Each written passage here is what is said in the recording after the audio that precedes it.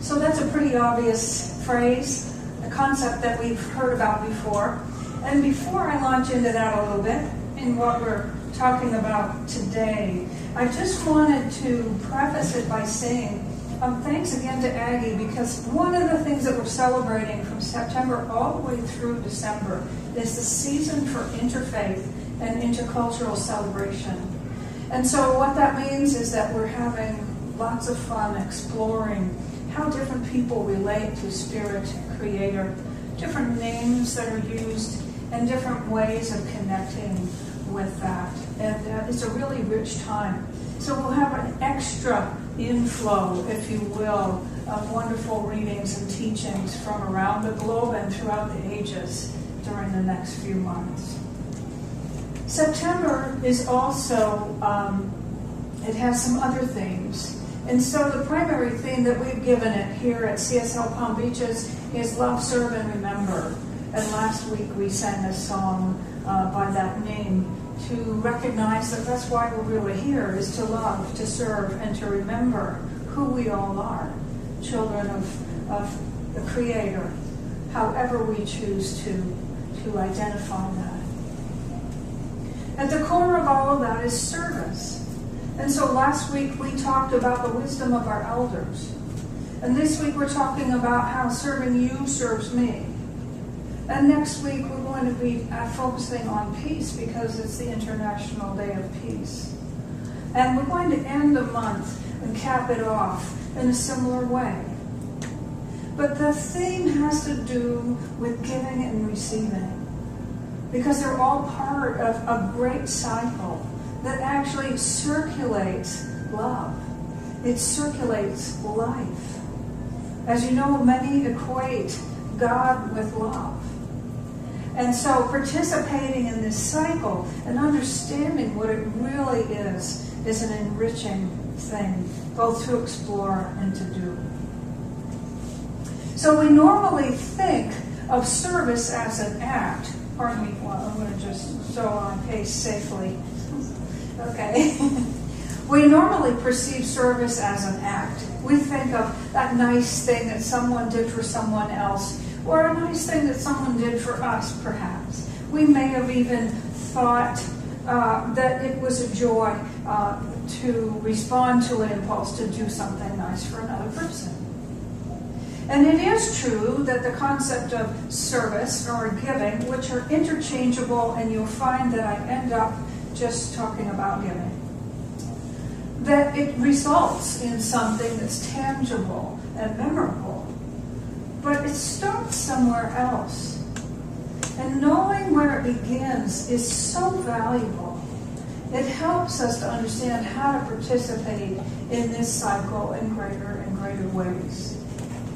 So what happens is, first, if there is an impulse, and it's followed by an idea of how that impulse to give, to serve, might show up. And then we make a decision. We say yes or no. I think I'll do that, or not today. Or maybe that seems too great, or maybe we didn't really realize its significance. But we make some sort of conscious or not so conscious decision about it. Feelings are generated, provided that we move forward with this thing, and something is set in motion, a result is generated. And although it may seem to happen in a flash, it actually happens in these steps that happen quickly, one after the other. I've already shared many times, and even quite recently, about Thomas Trellard's description of the creative process, and he says that it begins with desire.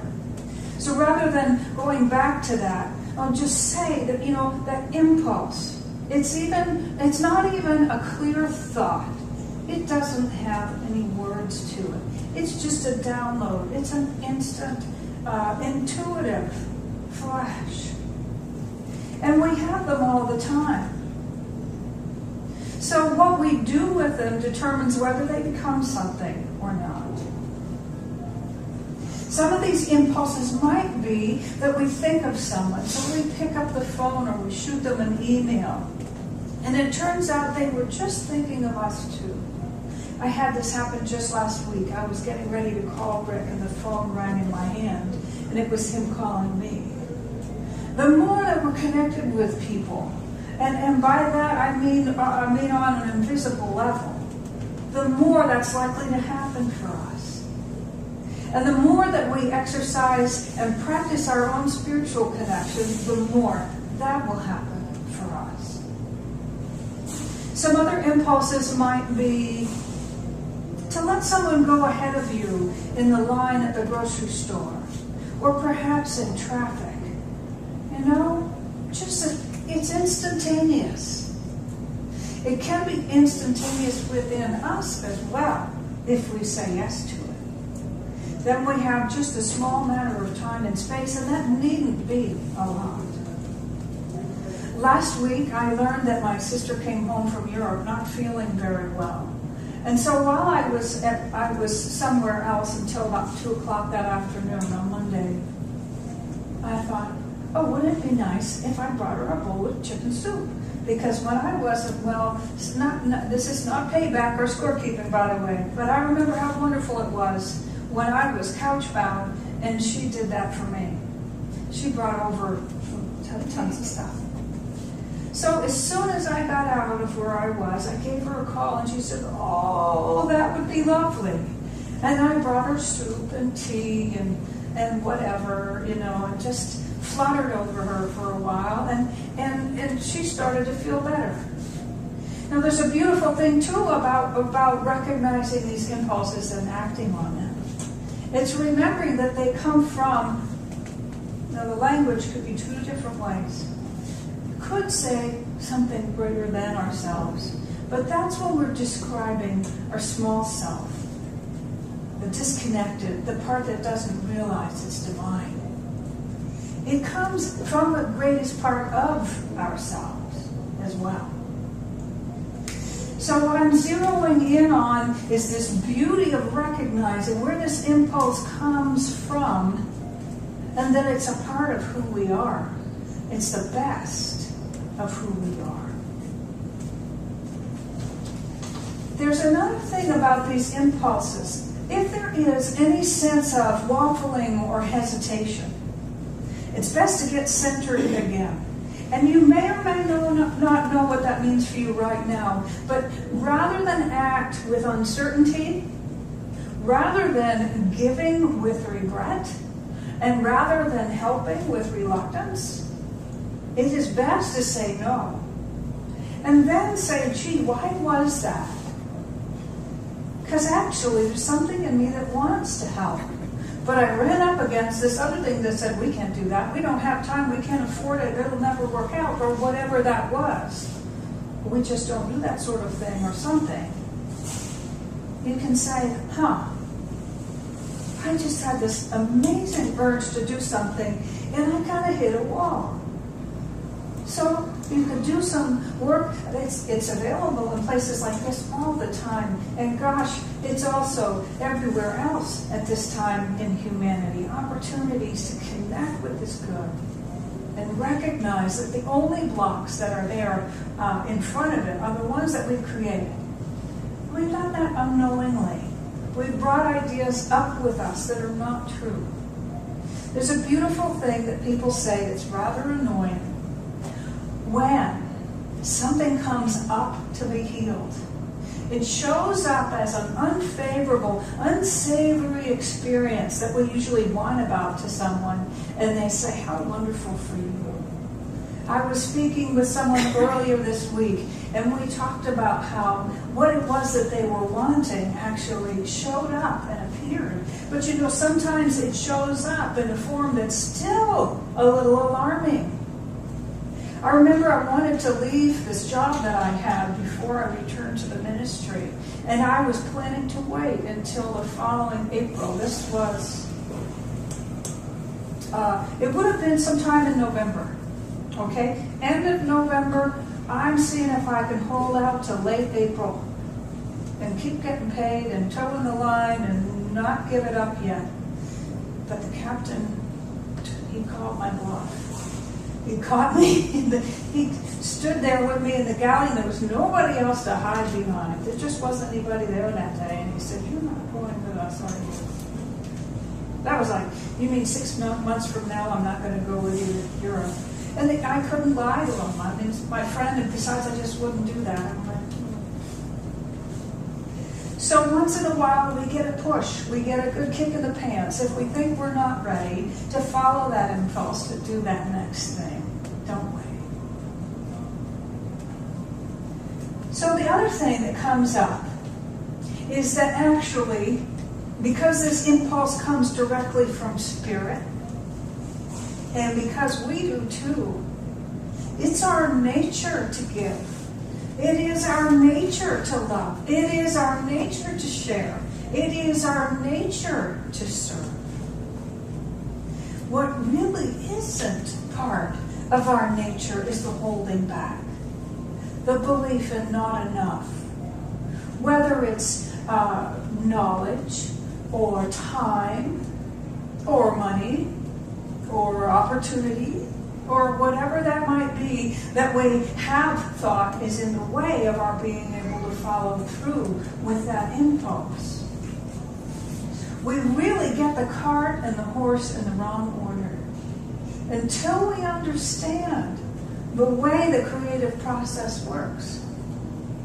A short version of that is similar to how an idea of giving or serving shows up as a reality. There's an idea of some sort. It begins with an impulse. It becomes sort of focused as an idea. And then we say yes to it. And the forces of creation coalesce around that idea. Children calls it a nucleus. But what happens is we start drawing everyone and everything towards that idea, towards ourselves in it. And it becomes a reality. It moves through our feeling state. First we have a thought. It is always followed by a feeling. And once you've gotten that far, once you're having feelings about that thought, you have essentially set the creative process in motion. And unless you change direction and stop that, unless you interrupt it somehow, it will begin to take shape and form. First, on the invisible side of life. Now that's the part where we really have to hang in there and believe. That's the part where we need to give thanks before we can see it, when it's still not yet visible. So isn't that interesting that not only does the impulse to give and to serve come from that place, and I've just reminded us all that we do. I've reminded us that it is our nature to give and to serve and to love and to share with one another. It is also our nature to live in the ways that we dream of. It is our nature to be expansive. It is our nature to be generous. Do you know how many terms they have in pop psychology and wherever else? I know some of them are very valid. They have their place. But you know, once in a while, I like to be accused of magical thinking. I like to be guilty of a little grandiosity. How else do we think outside the bounds of who we have yet been and become more? How else do we give more than we've ever given? How else do we ever accomplish more than what we've already accomplished? How else do we grow? Unless we think big. Unless we believe in what we can't yet see. So there's magic in this giving thing, this serving thing. Another thing that happens, and we can recognize it in the mundane scenarios that I described. Every time we say yes, love doesn't just get moved on and expressed by means of us and skip us. When we say, yes, I'm going to love Judy, love moves through me towards Judy. But do you get it? We both get loved. Love gets embodied and expressed and experienced by both of us. Now, it's infinite, so it really can't be multiplied, but let's just say it is amplified. Its presence is multiplied by our having engaged in that. So there is an incredible spiritual truth behind this concept. There's another part to it, though. And that has to do with receiving. I'm going to share with you a quote from Ernest Holmes about receiving. Ernest Holmes is the founder of this teaching, and that was around 1926. But this was published later in 1984 in a book called Living the Science of Mind. If we are to demonstrate that the divine givingness is a principle in the universe, then we must set up a receiving center. For no matter how abundantly the horn of plenty may pour its universal gifts, there must be a bowl of acceptance, a chalice of expectancy, or the gift cannot be complete. There are many people who say that we can't keep something unless we give it away. And I believe I have, let's see if I can find it. I think I have a little something from Deepak Chopra. I know you can't tell. This book it's got coffee stains and fingerprints. It's a good one. Deepak Chopra's The 7 Spiritual Laws of Success. And I don't think this is where it is. He calls this the law of giving, by the way, number 2 in this book. Because your body and the universe are in constant and dynamic exchange, stopping the circulation of energy is like stopping the flow of blood. Whenever blood stops flowing, it begins to clot, coagulate, to stagnate. That is why you must give and receive in order to keep wealth and affluence or anything you want in life circulating in your life. So he's saying in similar terms that in order to have something, we need to give it. Gandhi said to be or become the peace you wish to see in the world. You know, this is the same principle. I remember hearing something similar when I was in my late 20s, actually mid-20s, and I first started in this teaching in Fort Lauderdale. And I think I used to make signs, I put up things in my bedroom, affirmations all over the place. And I remember one of them was to give that which you wish to receive in the world. That stuck with me. And I thought it was so hard to believe that I was short on time, and if I wanted more time, I should give of my time. That if I was short on money, and believe me, in my mid-20s I knew nothing else, then I should give some. That if I was short on appreciation and gratitude and respect and attention, then I should give those things. Again, Chopra says something about this, and it's a wonderful idea about how to get started. I don't want to tell you that one yet. That's another gem. Practicing the law of giving is actually very simple. If you want joy, give joy to others. If you want love, learn to give love. If you want attention and appreciation, learn to give attention and appreciation. And if you want material affluence, help others to become naturally affluent. In fact, the easiest way to get what you want is to help others get what they want. Do you know they give the same advice in business about that? Isn't that interesting? Isn't it interesting? So what about this receiving thing? I don't do this very much. I'm one of those strange people who stands up here and tells you that I do not know the Old Testament, the New Testament, any version thereof with any thoroughness whatsoever. And I was looking up this passage about digging ditches. The first part says, dig your ditches and the water will fill them, your horses will be watered, you will not hear wind, there will be no clouds, and something to that effect. The water will be there for you and your people and your livestock, and it won't be difficult. We would say for the law of cause and effect. In the biblical terminology, it's Lord. It goes on to talk about what they'll be able to do to wreck their enemy after they've got their water. So I decided not to go any further. But this concept of digging your ditches and knowing that there won't even need to be wind, there won't even need to be rain, just that the need will be provided, it actually shows up everywhere, all over, in many different traditions. We did a sacred circle in June, I think, or July, a couple years ago when we first began, and some of you were there. It was called The Secrets of the Lost Mode of Prayer. And we learned about praying something rather than praying for it, which is to know that it is already happening and to get deeply involved in the sensory imaginings of that thing is already being so.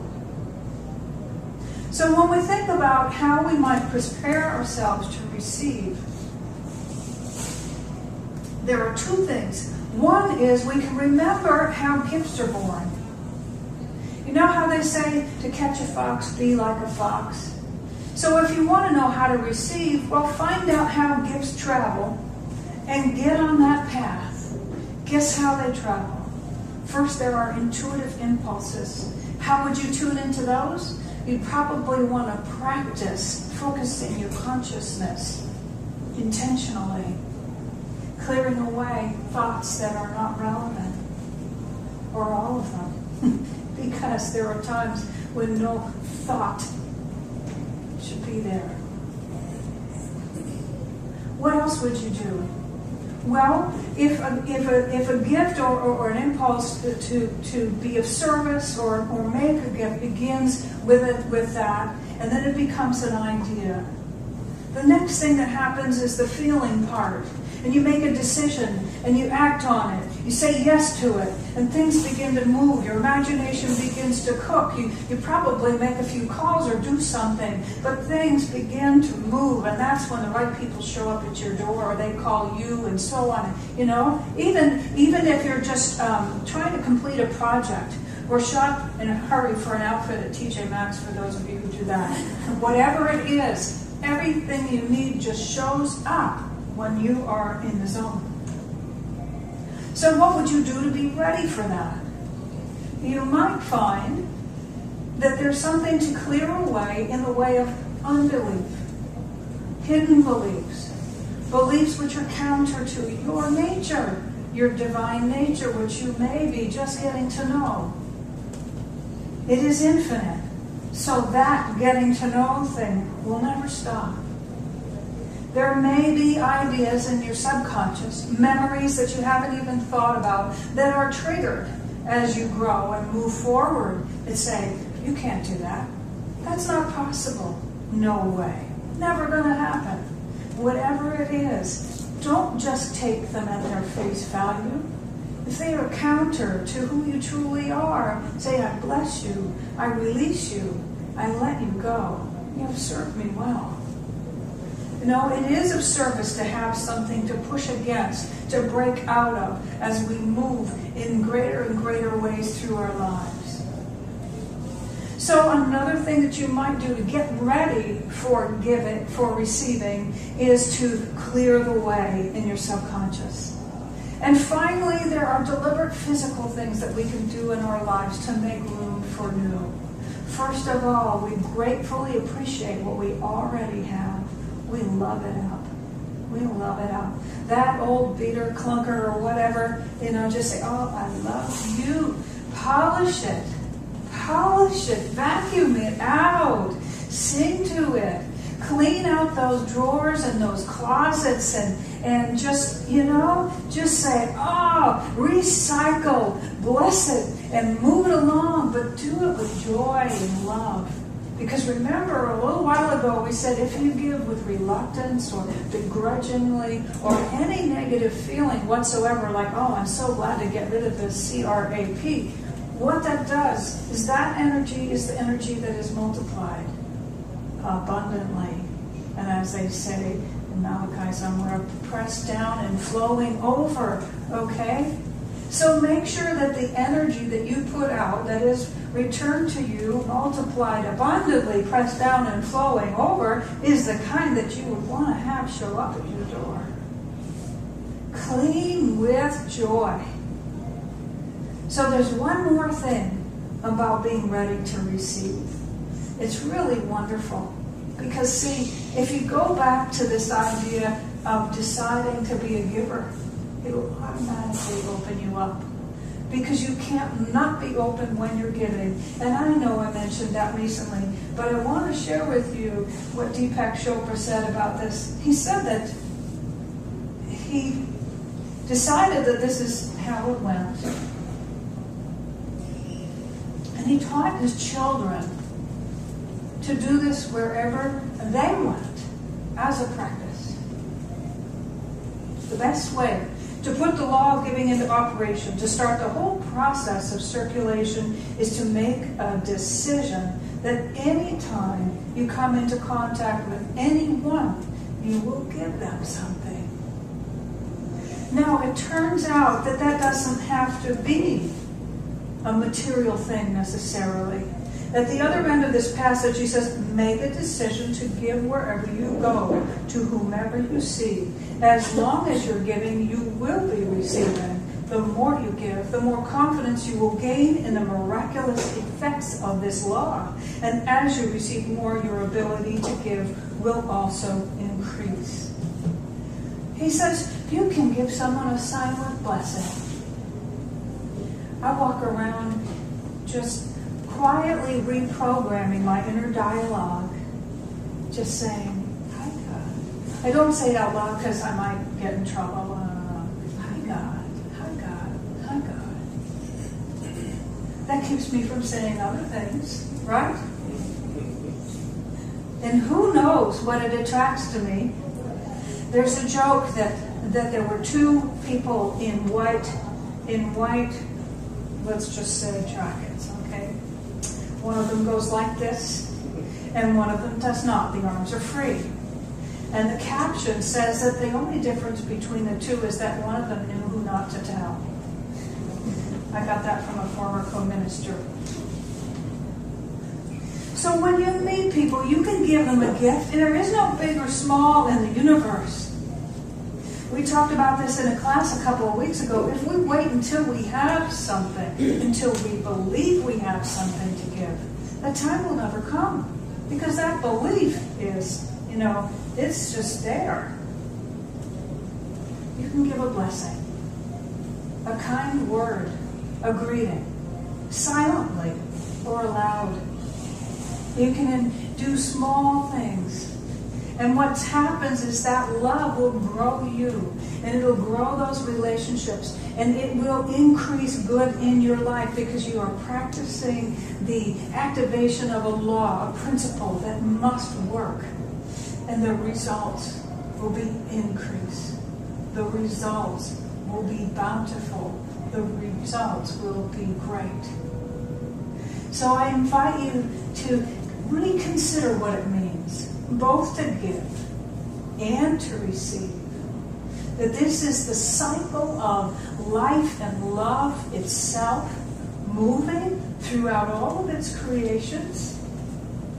Ernest Holmes says, I believe that the whole universe is the givingness of the creative spirit to the delight of its own being into the creation which is itself in that creation, and endowing all things that are conscious and sentient with a capacity to consciously reunite with the source of their being in a cooperative partnership. So that's yours. That's ours. So we're going to close with a treatment. This is an affirmative prayer, just wrapping this all up. I invite you to close your eyes with me as we pray our way out of this portion of our program together. I know that God is love. By any name, at any time, in any place. and that love is all there is. And because we are here, and because love is all there is, we are loved too. And because we are loved, I know that love moves and has its being by means of each of us. In gratitude for that, I say yes and thank you. And I let these words go, knowing that they are the truth of all life and my life and your life right here and right now. And together, as we open our eyes, we say, and so it is.